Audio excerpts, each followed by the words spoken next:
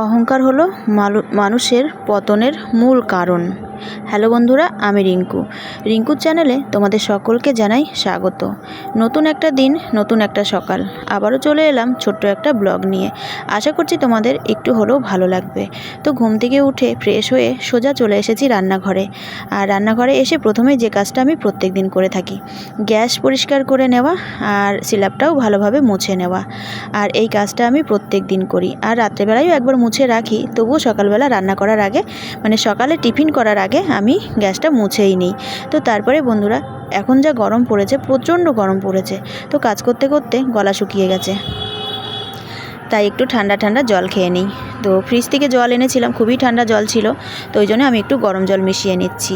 তো তারপরে দেখো বন্ধুরা, 9টা বেজে গেছে আর কলতলায় আমি কলসি বসিয়ে রেখে এসেছি। হয়তো কলসিটা ভরেও গেছে, আমি কলসিটা আনতে যাব।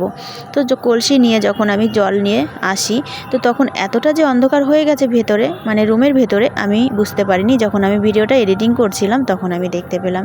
তো কী আর করা যাবে বলো, তোমরা একটু দেখে নিও, মানিয়ে নিও। তারপর আমি বিছানা গুছাবো, তোমরা দেখো।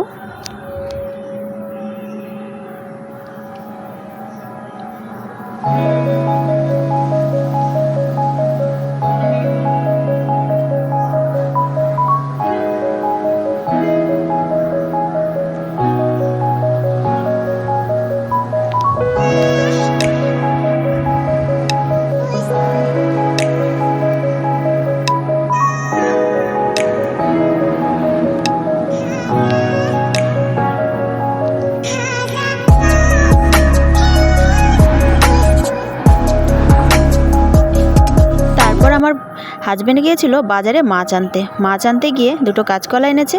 মেয়ের খেজুর শেষ হয়ে গেছিলো, মেয়ের জন্য খেজুরটা এনেছে, আর এনেছে একটা তরমুজ। এর আগের দিন একটা তরমুজ এনেছিল, খুবই বাজে ছিল, তাই আজকে আবারও একটা তরমুজ এনেছে, আর সাথে একটা কাঁঠাল এনেছে। দেখো বন্ধুরা, বিরক্তিকর কাজ একটা। এই কাঁঠাল এখন কি পাকে বলো তো, তবুও কাঁঠাল নিয়ে এসেছে। তা যাই হোক, নিয়ে এসেছে, যতক্ষণ কি আর করা যাবে, বীজগুলো তো নেওয়াই যায়। তারপরে দেখো বেসিংয়ে সকালকার কতগুলো বাসন জমা হয়েছে। তো চলো বাসনগুলো আমি মেজে নিই।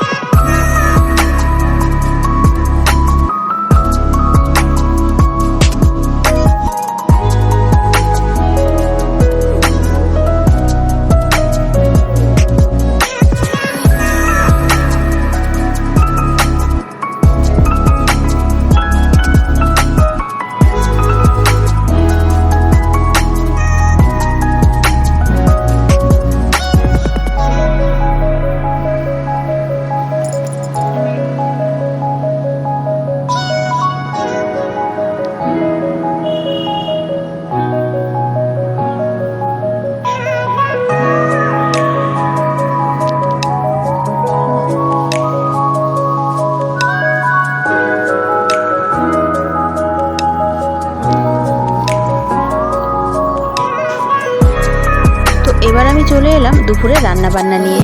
ওই যে বললাম কাঁচকলা দিয়ে আলু দিয়ে মাছের ঝোল, তো কাঁচকলা আলু দিয়ে মাছের ঝোল করব। আর ছেলের জন্য করেছি ডাল সিদ্ধ আর একটা ডিমের অমলেট করে দেব।